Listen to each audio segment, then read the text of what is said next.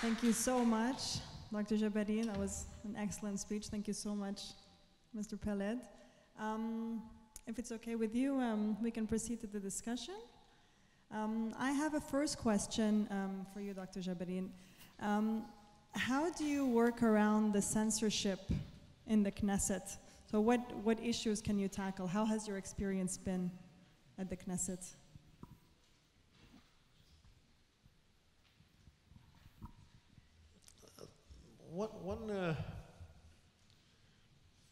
It's not official censorship.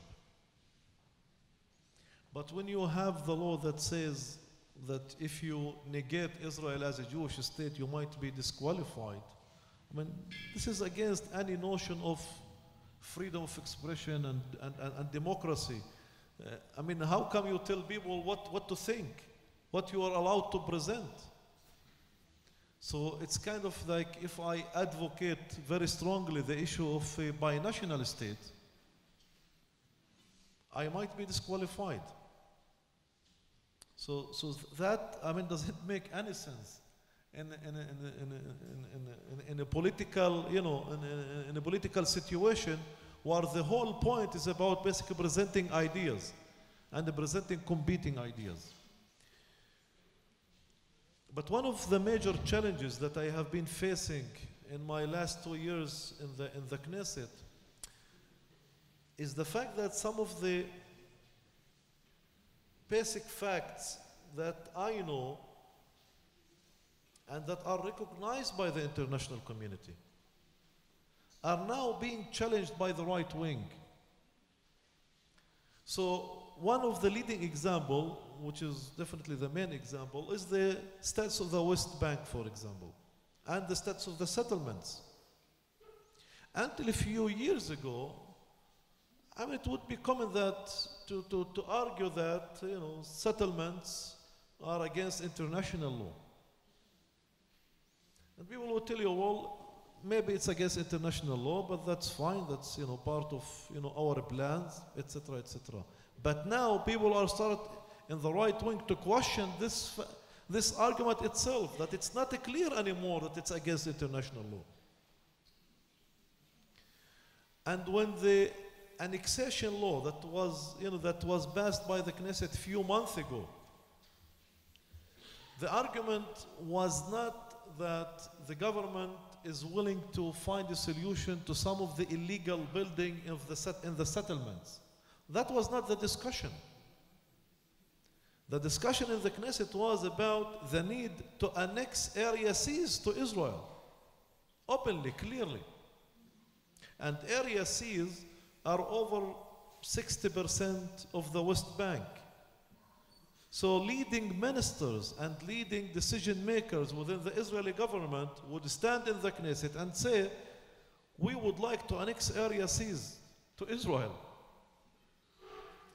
So why I'm saying that? Because I think a few years ago, correct me if I'm wrong, a few years ago, you wouldn't hear this clearly from ministers and from people in the government.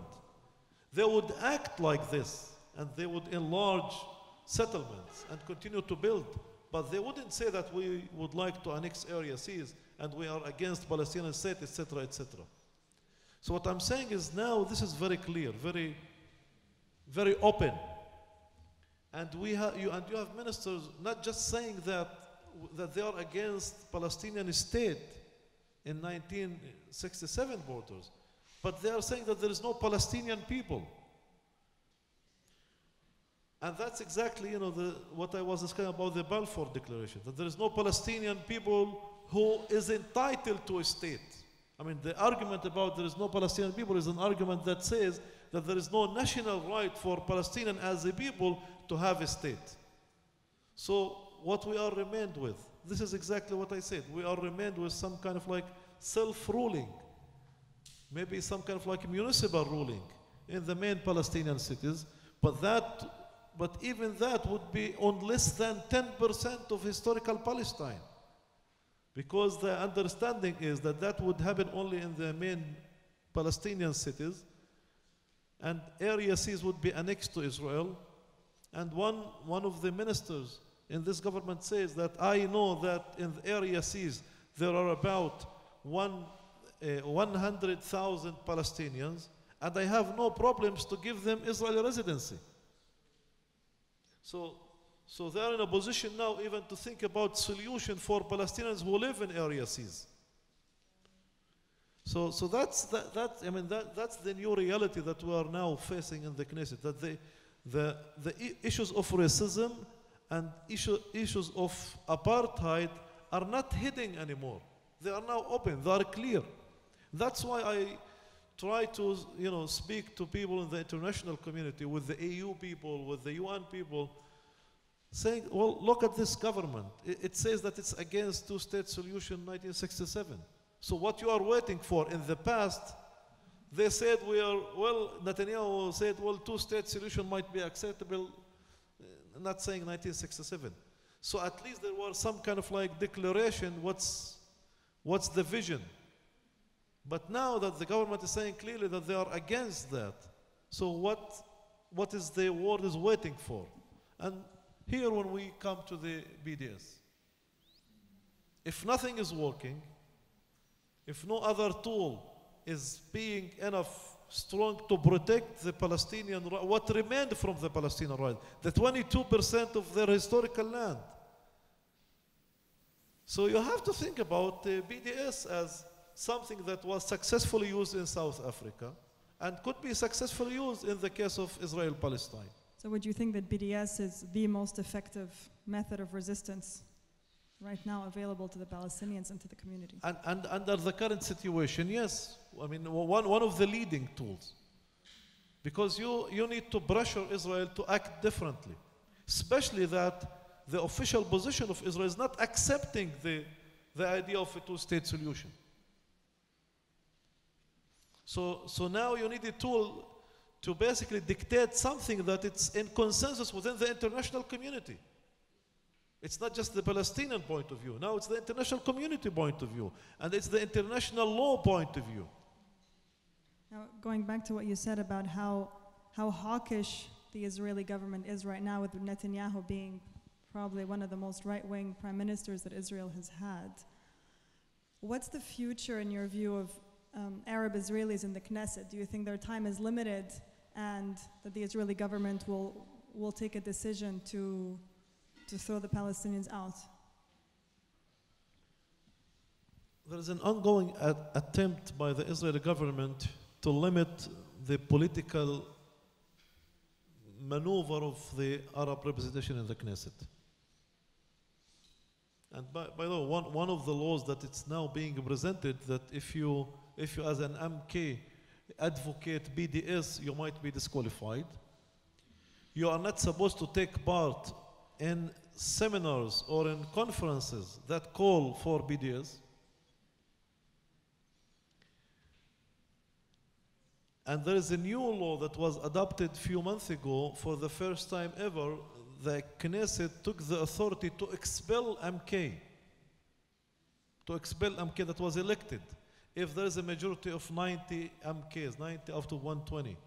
Now the only chance to get 90 when you have on the other side, an Arab MK. Because our list is about 13, maybe along with the Meretz, the other leftist party, it's 5, so that's together 18. So easily they could get to 90 MKs to expel an MK. And by the way, to expel an MK by decision of the Knesset, also on their political views. So now there is a renewed attempt to try to limit the freedom of speech, the maneuver of MKs in the Knesset, and the same thing with the human rights NGO. The last declaration from Netanyahu was when I left the country, that he said that the human rights NGO shouldn't get any support from the international community. So it's trying basically to attack Arab MKs and to delegitimize their political opinions, to attack human rights NGOs, to attack, by the way, also Supreme Court justices. in Israel there is the seniority system to appoint the president of the Supreme Court. The current candidate for the presidency is a justice who was in the minority in the case of the family reunification, that, who said that this law is discriminatory against Palestinians.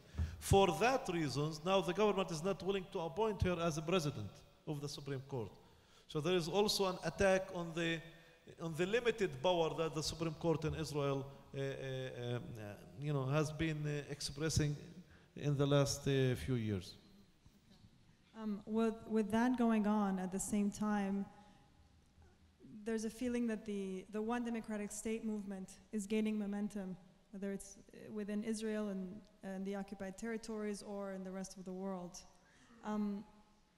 How do you see this movement in Israel? Are people talking about it more? Is there any mention of it in the Knesset or in the Jewish community, or is it just completely outside of talks? The One Democratic State movement, as opposed to a two-state solution.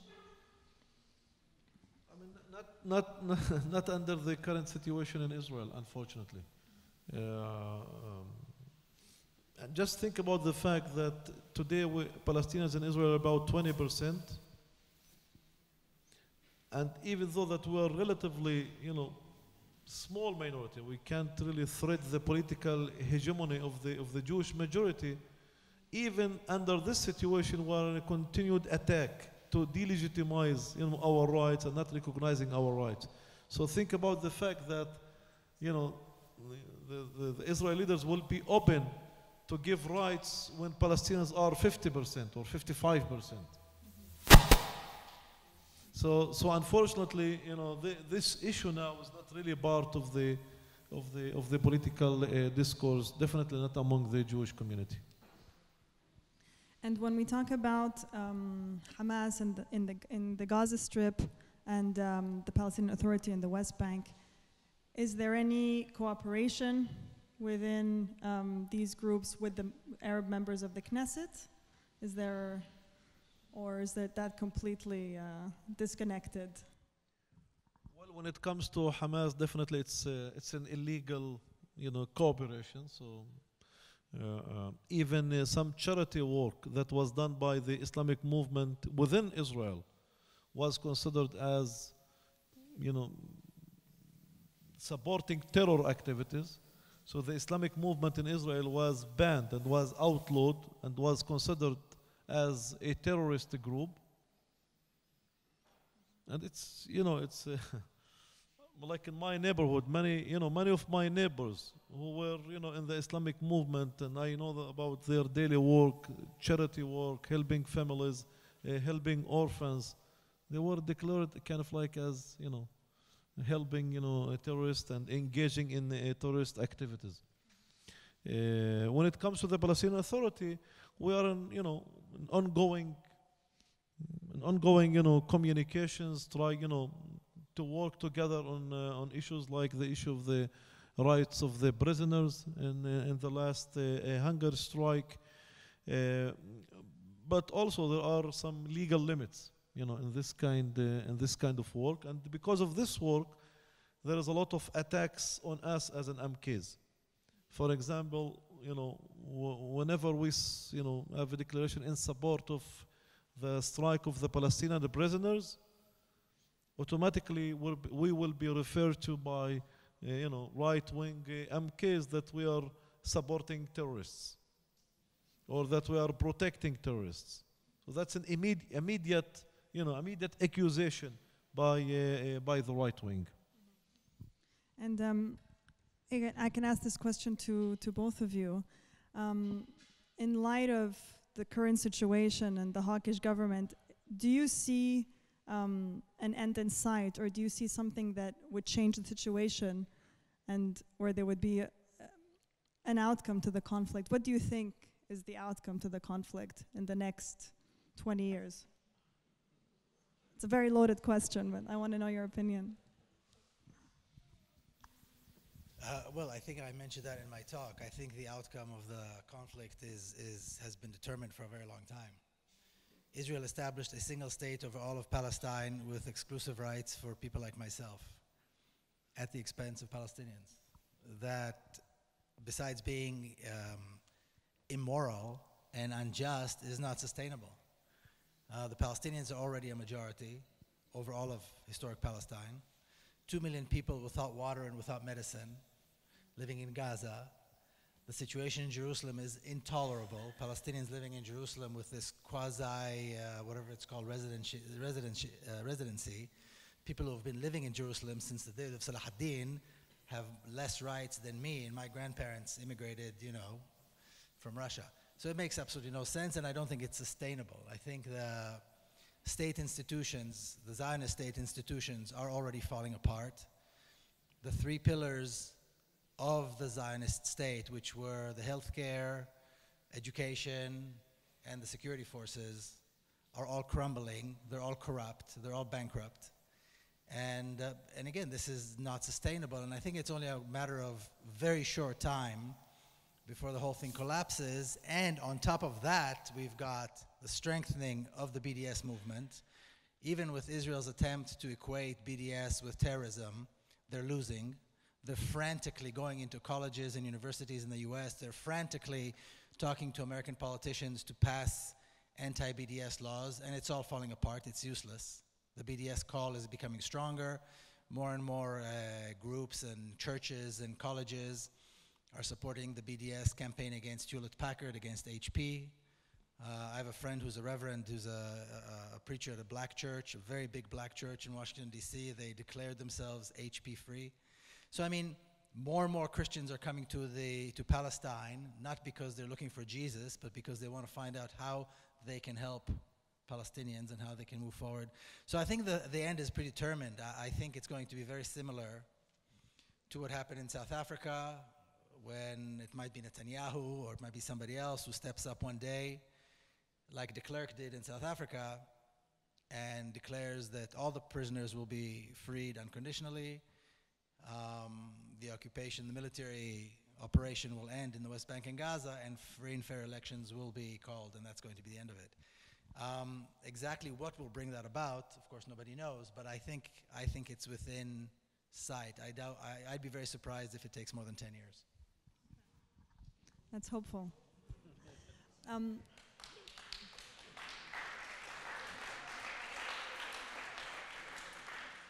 If anybody in the audience would have a question, we'd be happy to take them.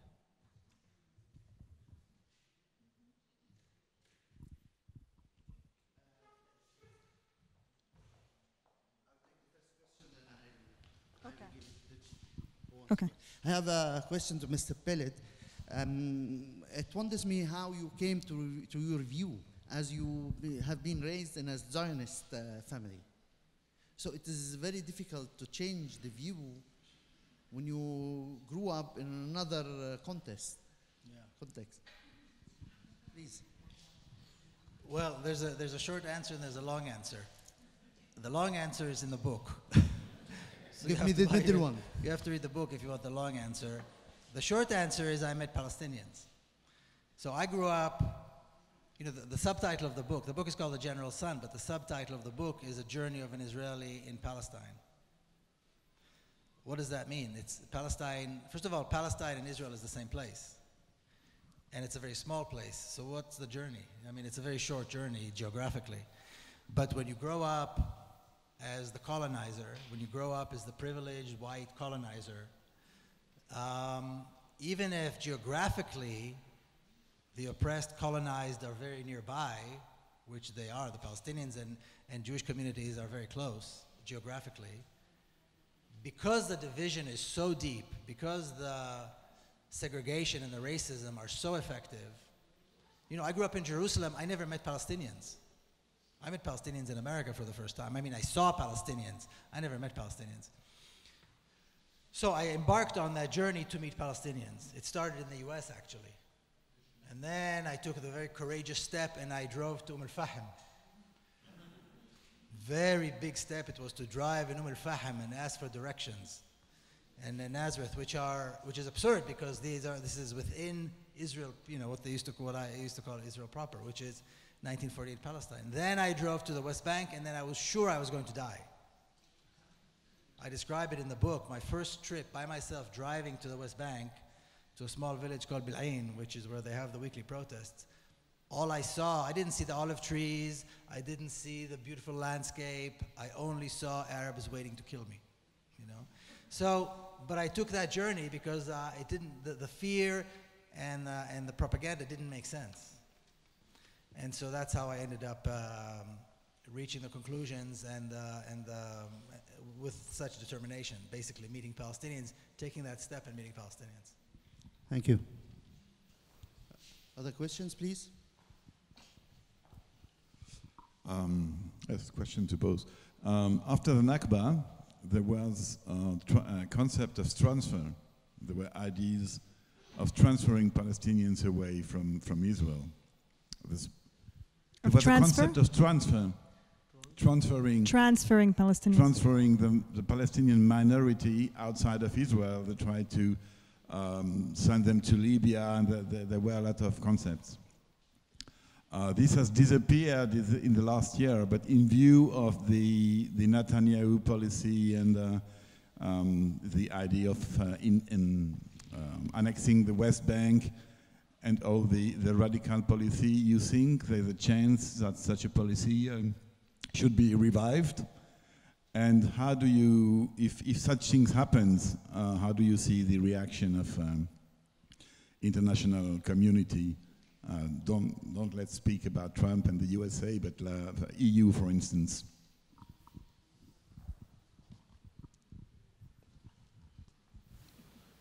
I mean, you're definitely right about that. After the Nakba, there was some, second thought about this quote-unquote mistake of leaving, some Palestinians, within the newly established state.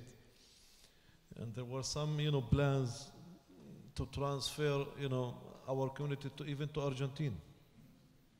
Serious plans. To what extent that is, the threat is still there, it is there.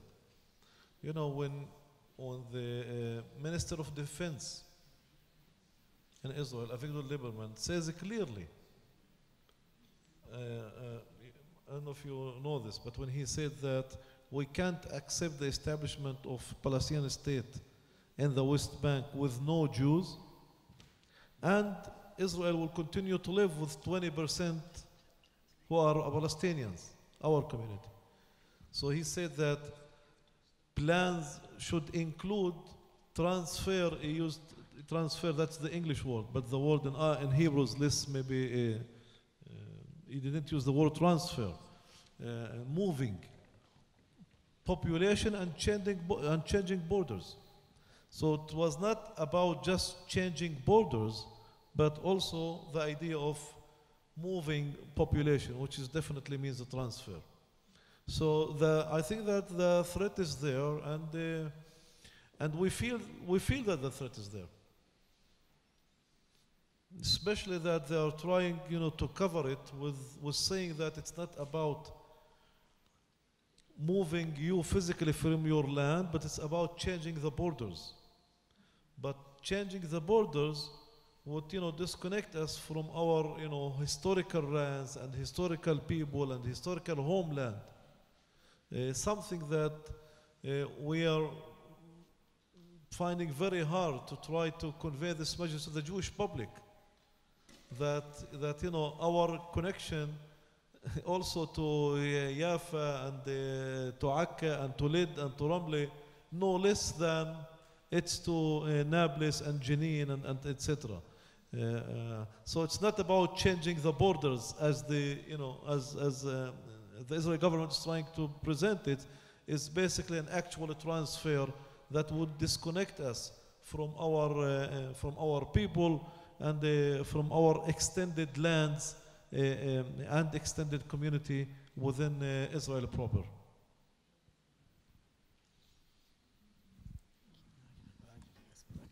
I'll say just quickly, number one, the Nakba has not finished.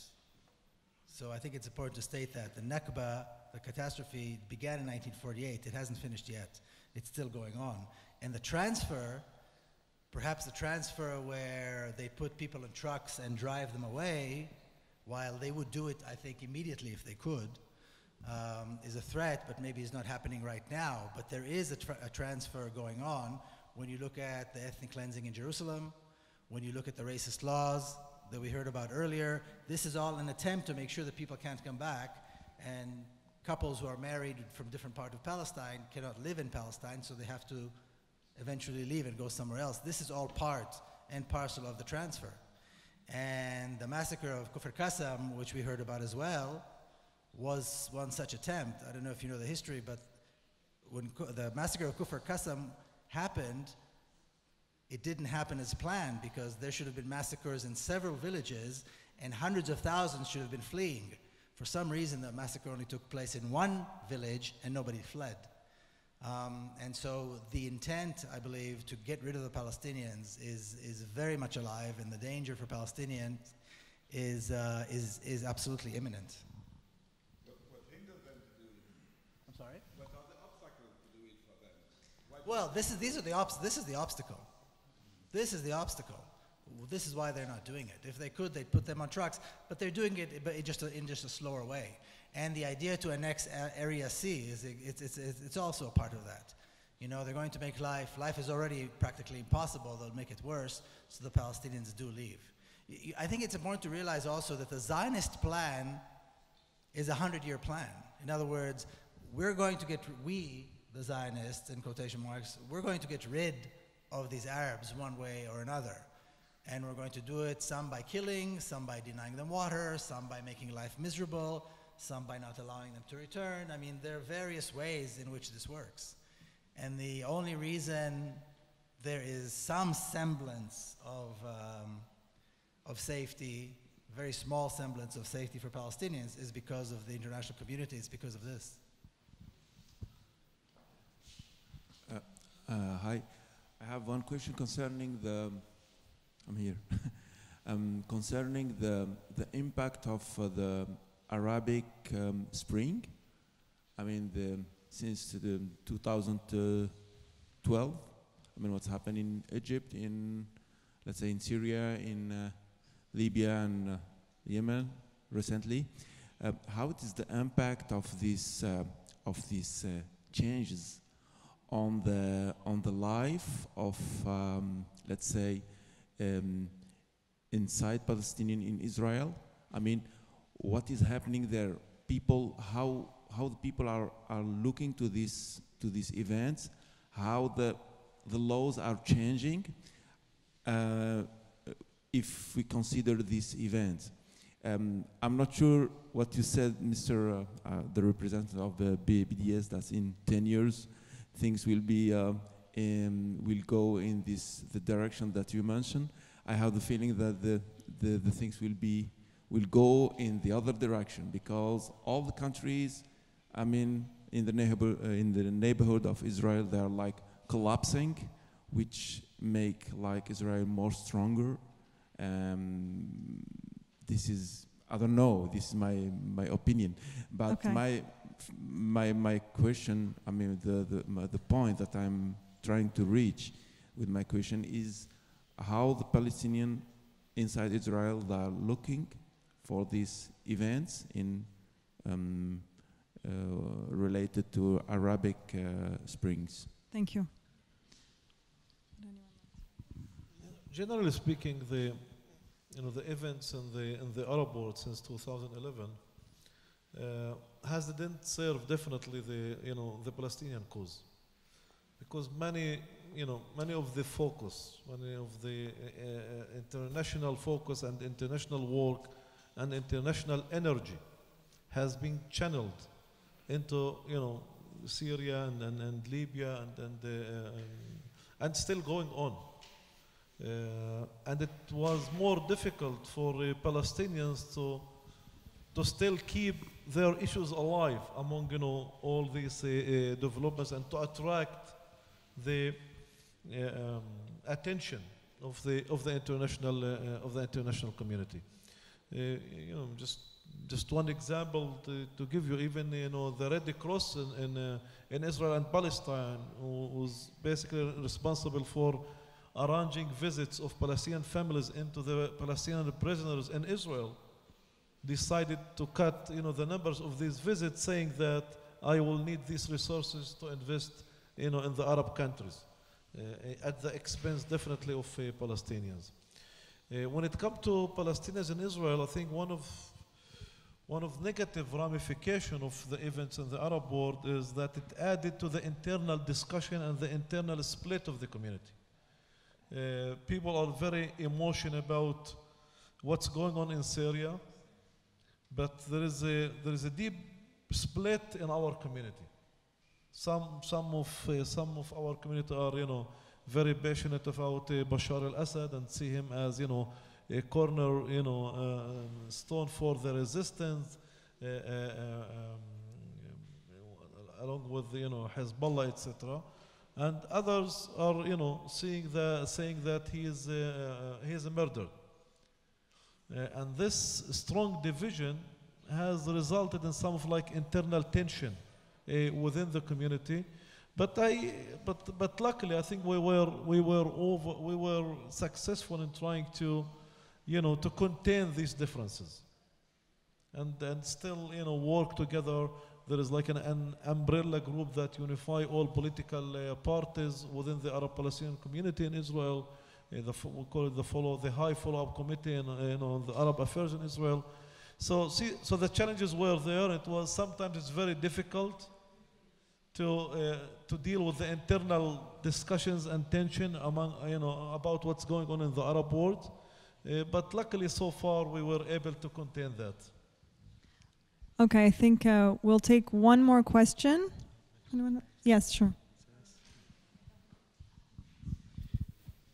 I'll just be brief, but when I said 10 years, I didn't mean it's going to be an act of God. It's going to be 10 years if we do our job. If we sit around and wait, it'll never happen.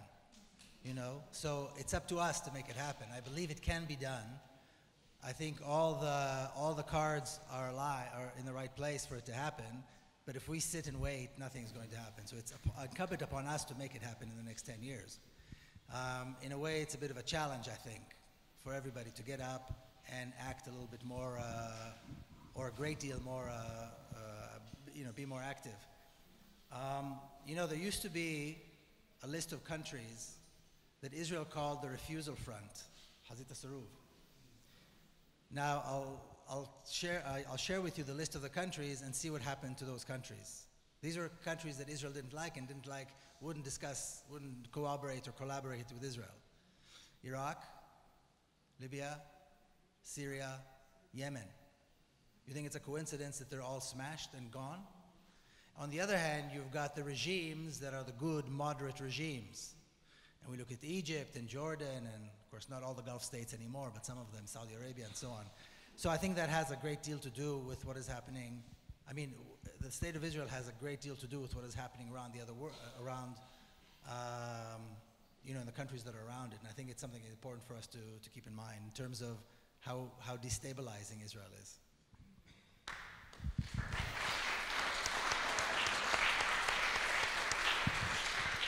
Okay, I think that was a perfect note to end on. So thank you very much for being here. Thank you very much for making it all the way to Switzerland. I'd also like to thank our translator, Mrs. Nirajil. That was excellent translation. It was a very long 2.5 hours, so thank you very much.